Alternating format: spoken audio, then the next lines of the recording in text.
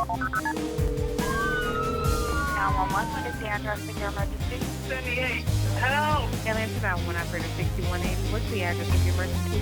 1797 Sumter Street. We're being robbed at gunpoint. No. They're following me to my house. The guns are already out.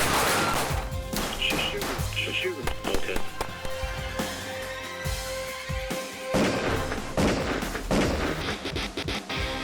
Hello and welcome to Stop the Threat. My name is James Towle.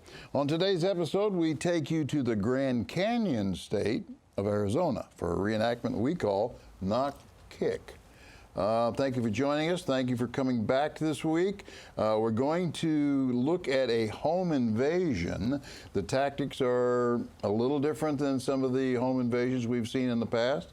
But before we begin, Tim, our legal representative, would like to bring up something that he has noted. So we're going to turn it over to Tim. Well, James, I feel like that the term home defense needs to be replaced with the term family defense. And the reason I say this is it's a well-settled point of law that you can't use lethal force to defend property.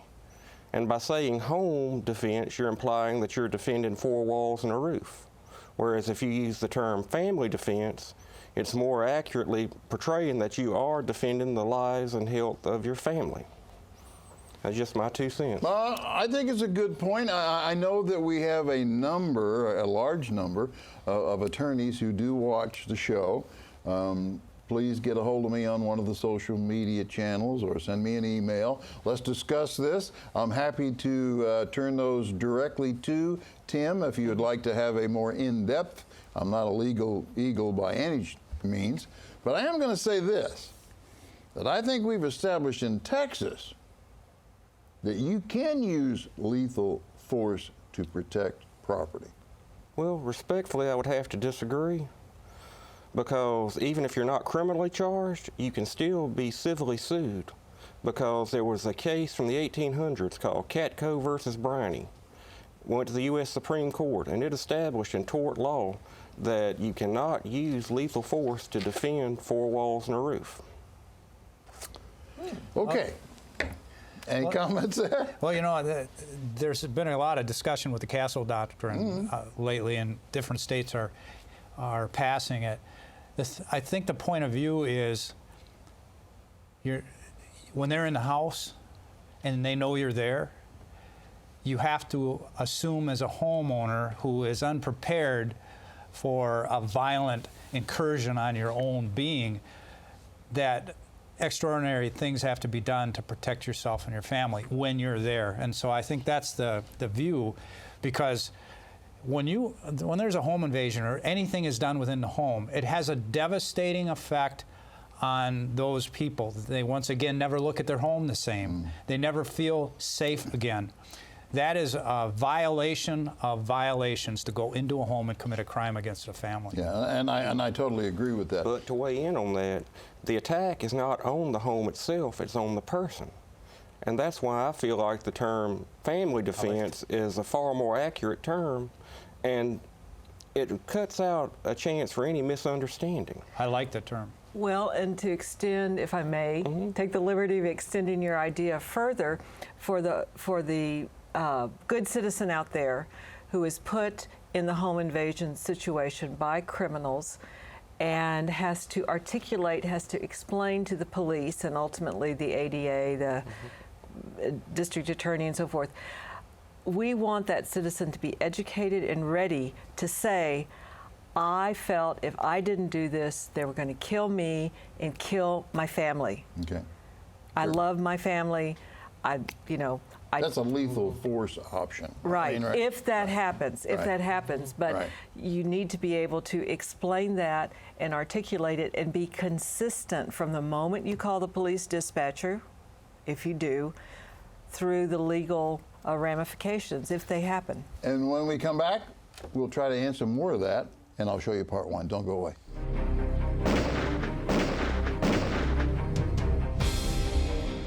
Thank you for coming back. The point that we're trying to make here for you attorneys out there and for some of you folks that might find this interesting, and I think Tim has a good point. I think we've all agreed with him.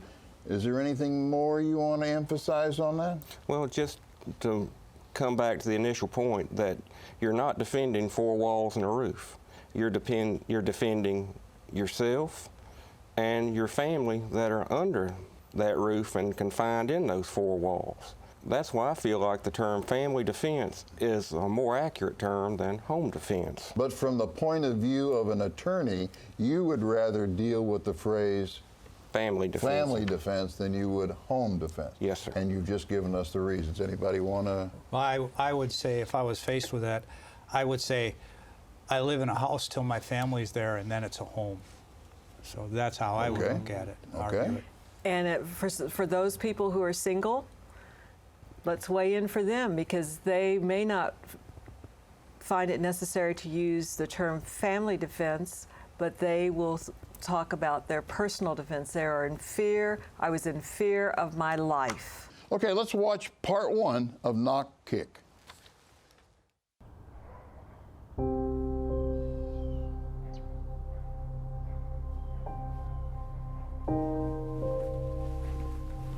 Breakfast was delicious, honey.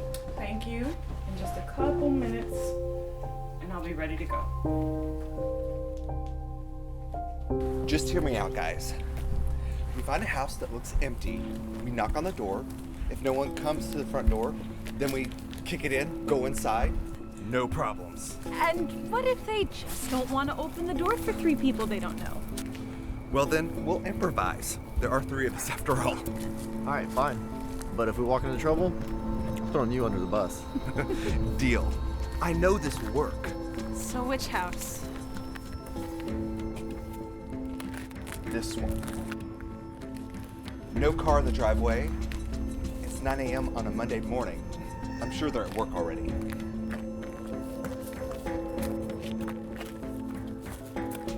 Honey, I can't find my cell phone charger. I'll be right there. I think you left it next to the bed. Go for it.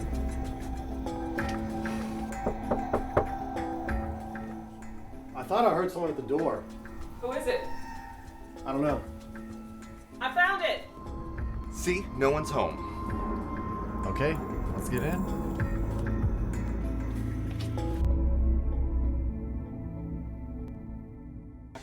Okay, I'm just going to start this off on the wild side here a little bit. If that's your home, and that's what the front of your home looks like, leave the door open, because that is a target. Are you crazy?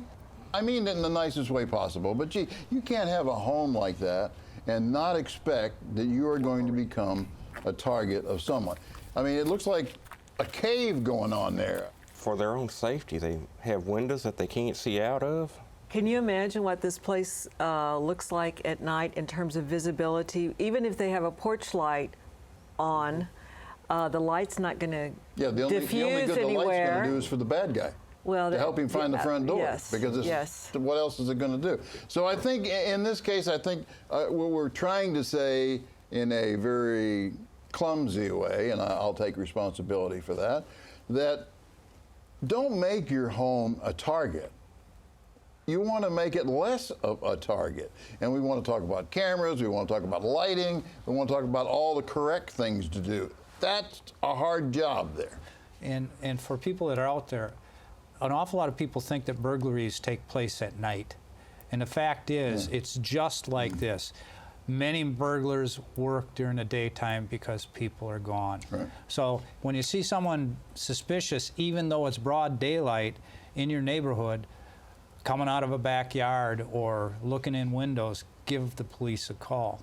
Just because it's daytime You're not wasting anybody's time. Does not mean dark things aren't happening. Right. And the majority of sexual assaults that occur during the day as well, not at night. Okay, see, that was a good stat. I didn't know that. And that's a typical crime of opportunity during house burglaries, even if the burglar initially thought there was no one in the house, and then find somebody in the house, and opportunistically, whether that person they find is male or female.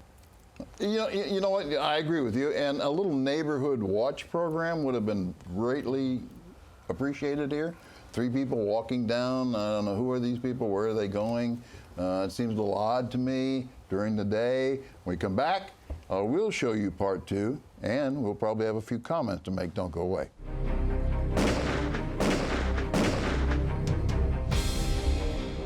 Welcome back, viewers. I think what we've just seen here are 3 people who do not appear to be professional, but however seem to have some sort of a background in what they're doing.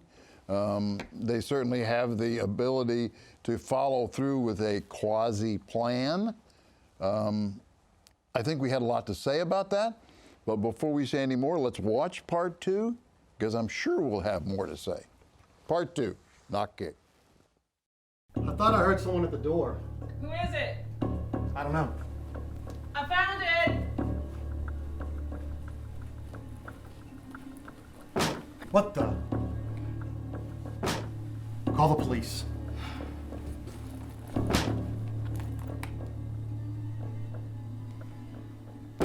Someone's trying to kick in our door.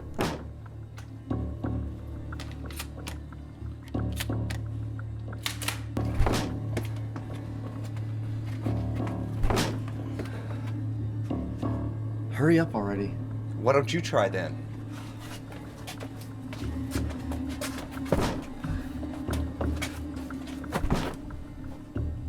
I don't know how much more that door can take. They said they're still a few minutes away. Stay here.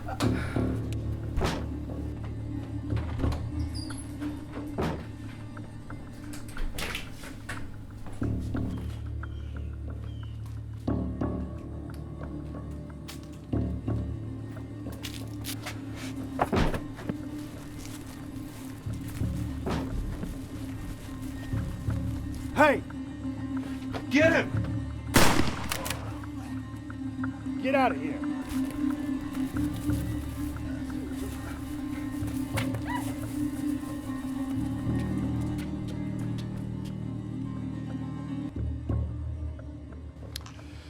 Okay, well, before we start discussing the flanking maneuver, which, okay, that seemed to work out well, I'm not sure I'm happy with the wife standing in front of the door calling 911. You know, maybe she should have moved into a better area, safer. Had they come through the door before Dad had a chance to come around, she would have been pretty vulnerable. Anybody want to comment on that? Well, he had a very good defensible position. He had his wife with him. They could have retreated further back into the home and thereby trapped them in the hallway, calling it the fatal funnel. And legally speaking, I don't know that he's justified by going out of the house and attacking them from behind. That would be up for the grand jury to decide, but that's kind of a borderline case for justifiable. Even on your property? Even on your property. Okay, well, I guess I didn't think that that was going to be an answer. I'm surprised at that. I thought he would be perfectly legal. I was going to give him a little star for the maneuver of doing that, except the time involved I was concerned with. I actually think that he probably had some military background, if we were to look into it, because of the flanking maneuver, and may have done that to get his wife out of the fray, you know, because she's inside the house and going to be endangered. And I believe that's what was going through his mind. I don't believe that he had a problem with it because he was still on his property and they ran at him. It's because he waited until the assault came. Okay, yeah, well, see, there's something we had overlooked. And there was 3 of them, and they were attacking him on his property, and I thought it was unique that he said run away, but. There's 3 people. I do this flanking maneuver. I come around, and the thing that made me pull the trigger might have been, let's get him. So if you see somebody with a shotgun, folks, probably not a good thing to say, let's get him. I don't know where that came from, but that was on the report. They did say that. Right. I would question his flanking maneuver, leaving the wife. Stay here. Leaving the person who has communication with the police when they're going to arrive. And during the time it took him to run out the back, run around, load his gun, and all this kind of stuff, those people could have made it inside and all of a sudden would be holding the wife hostage. So And to amplify your points there, He doesn't know at this point how many of them are out there. Or what kind of weapons they have. In this case, I don't believe they had any. I mean, not that we saw, but, you know, they could have an AR platform. They could have anything. They could have a blowtorch, you know, you don't know. You know, that's a good point because we're talking about the front of the house. In that particular instance, if they were armed, they would be in a better position of shooting the homeowner than the homeowner is standing out there in the open. With his wife in the line, potentially in the line of fire. Okay, a lot of things wrong here. Yeah. You know, he took a brick house with which a solid cover, and he went out in the open, which is no cover. Right. Right. Yeah, that's what I meant earlier too. But the fact that they said get him, doesn't that change a little bit? Maybe, maybe not. It'd be up to a grand jury to decide, and I don't know that I'd be willing to gamble my freedom on a grand jury decision.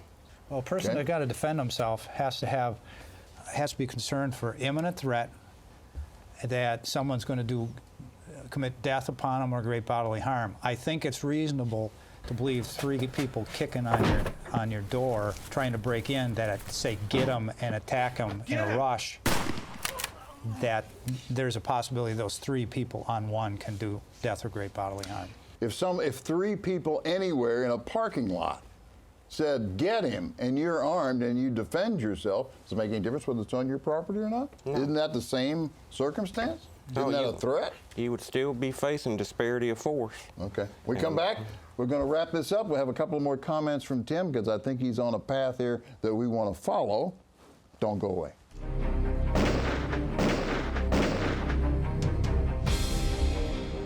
Welcome back, viewers. We're going to have a follow-up on this, which is probably not going to be surprising. But before we left, Tim was making some brilliant remarks. We want him to continue with that. Well, my whole reason of questioning the justifiable nature of the shooting is what was the homeowner's intent when he left a perfectly defensible position, left his family, broke all cover, and went around to confront 3 potentially armed criminals? Was he going to attempt a citizen's arrest? It's just so much that we don't know that I would have to question his motive if I were the local district attorney. Wow. Were you expecting that? Well, I tell you what, that any time you use deadly force, it's going to be scrutinized. That's the thing to bring out of this. Whether it happens on your property or someone else, when you take a person's life or just about take their life, that's why it has to be a last resort for you, because even in a justified use of force, it's going to be scrutinized, and there'll be a segment of the population that isn't going to agree with what you did, and you may find yourself in court. So it's no small decision, but I tell you what, if it's a last resort, that means to not make that decision, you may pay dearly. Okay, Sarah? If you have a weapon, you need to have plans. You need to discuss them with those who are near and dear to you, who live in your household, and you need to review those plans. They may not have had a plan, and the plan, which I thought was an interesting maneuver, is probably not the best maneuver. And so are you suggesting then that we create this funnel, what'd you call it? The fatal funnel. Fatal funnel, fall back into the further part of the house and wait for the door to come in? Yes. I think that's really difficult. Now, I know that you're going to send me emails, you're going to talk to me about it. I know a lot of you out there are going to disagree with me. You're going to say, no, I'm not falling back into my house somewhere. I'm waiting for him to come in the door, or you like the maneuver he made. I know I'm going to get those emails. But I think what we need to take into consideration here is that after all this is over and whatever maneuver you did choose, you're going to have to defend that maneuver in front of Tim. Or one of my brethren. Oh, yeah, right. So you may want to take into consideration then the legal ramifications of what you're doing. Although it sounds very interesting to us, yeah, maybe in the long run it didn't. I believe in this case he wasn't perfect, but he was correct. Okay, you're going to go with that? Him reacting the way he reacted, I think you got to understand that it's not going to be perfect, but I think it was defensible. Okay, defensible in court? Yes. Okay. And I think you should have stayed inside with the wife and held his ground there. He clearly was familiar with the weapon. He had a certain amount of ammunition. The wife was already on the phone with the police. I think that's where he should have stayed. Get into cover, make sure the wife is behind you. Yeah, somewhere, and she's informing 911 of what's taking place. And you need only pull the trigger when they come through the door. And okay, maybe but you're okay with that because they're not, as far as we know, they weren't armed. If they come through the door, are you going to pull the trigger?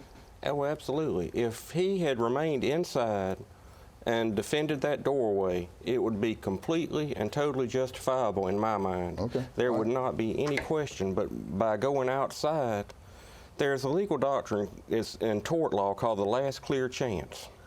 He had the last clear chance to avoid this confrontation, and he didn't take it. So while he may not be indicted by the grand jury, maybe, maybe not, he will still, in all likelihood, be sued civilly. Okay, well, a lot of good points were brought out there. Certainly some things that I had not considered, and that's why we have people like Tim on. If you agree or disagree, let me know. You know where to find me on all those social channels. Thank you very much for watching this week. Before I go, though, I do want to thank Roberto Santiago from Florida, who sent me this lovely pin as a Christmas present. Thank you very much. See you again next week. Be safe, be trained, be alert.